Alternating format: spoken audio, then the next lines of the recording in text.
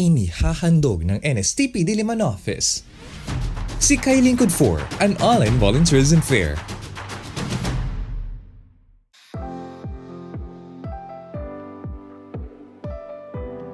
Yung BARC mission is a animal welfare group.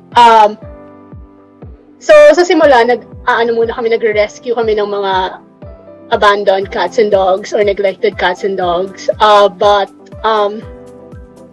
as time goes by, na-realize namin na hindi masyadong effective yung rescue ng cats and dogs because walang katapusan yung pag-rescue if we don't solve the bigger issue, which is awareness by the people and access to spay and neutering, yung pagkakapon ng mga pets.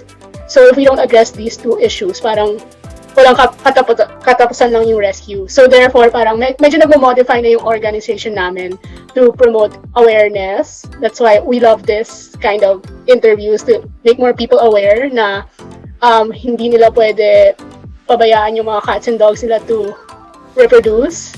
Kailangan nila spay and neuter. So we advocate for spay and neuter.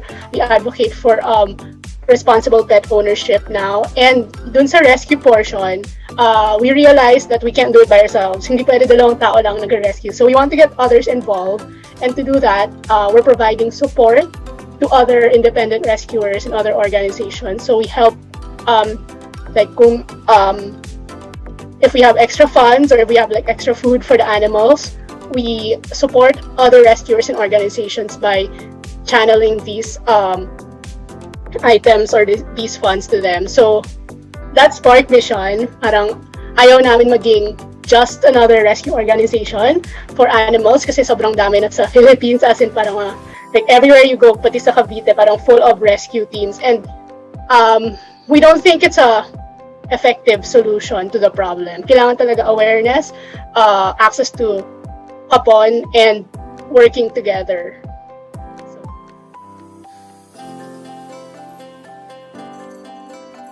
So the pandemic, there's a lot of positive things actually during the pandemic. Like it gave us more time for the animals. But the challenges are delayed kapon events. So dapat meron kaming kapon event noong August 14, I think, or sometime in August. Na push back to September 9 or 7. Tapos ngayon na push back siya to October.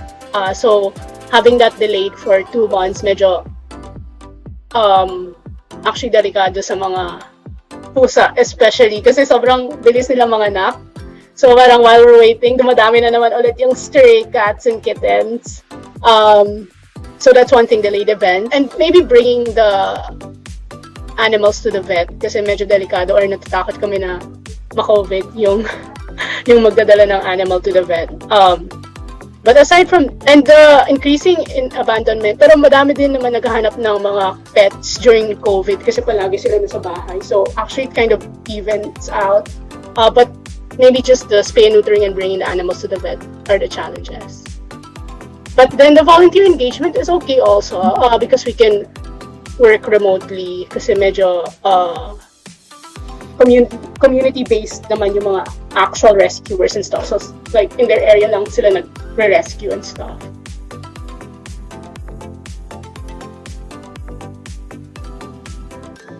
So for volunteers, I think, so what we really need, I think, is first to fix our accounts.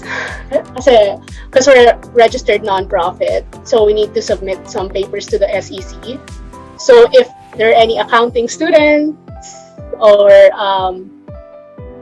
business students maybe that can help us make sure our requirements with the SEC are intact, like it's more of an admin duty, we would super appreciate that because like right now, hindi ko din masyadong alam kung ano talaga yung isa-submit ko or how to do the accounting properly. Right now, we have the accounts, we have all the records of expenses and donations, but like how do we format it or what kind of information do they need and does it need to be audited? So any accounting students, like we would super love you if you volunteer with us.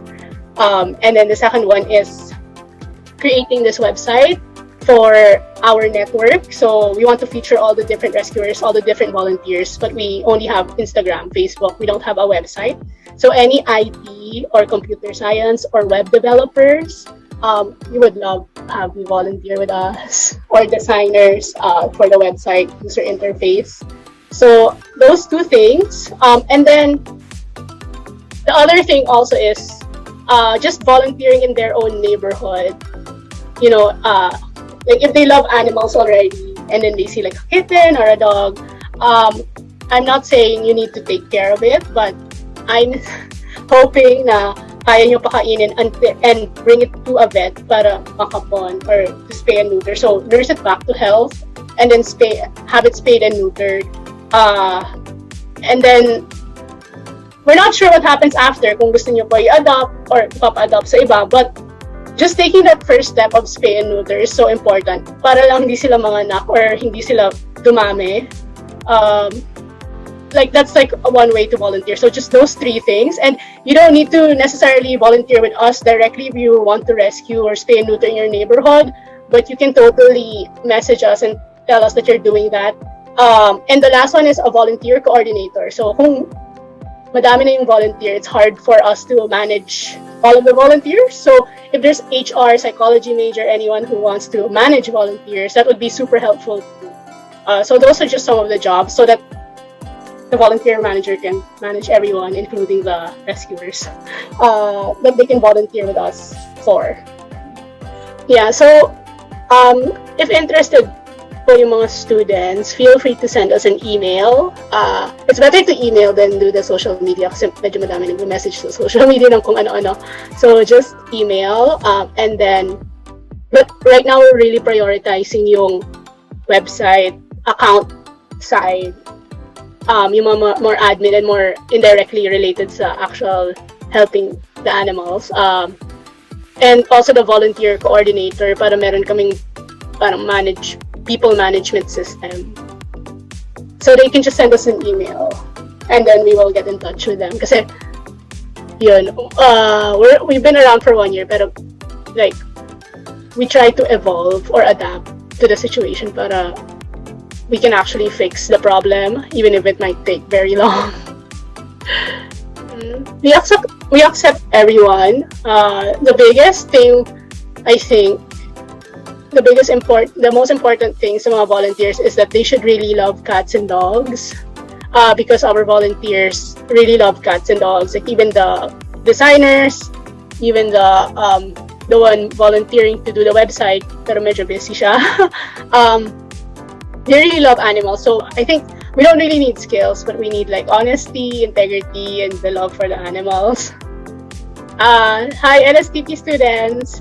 If you want to do something very fulfilling, if you love cats and dogs and you want to be part of the solution to pet neglect and stray animals, please come join us. We especially need like accounting majors, computer majors, because we're building a website and we're fixing all of our SEC documents, and also volunteer management. So people who want to do some HR, human resource, please come and join us because you will be helping so many stray cats and dogs, and you'll be changing lives for people and animals.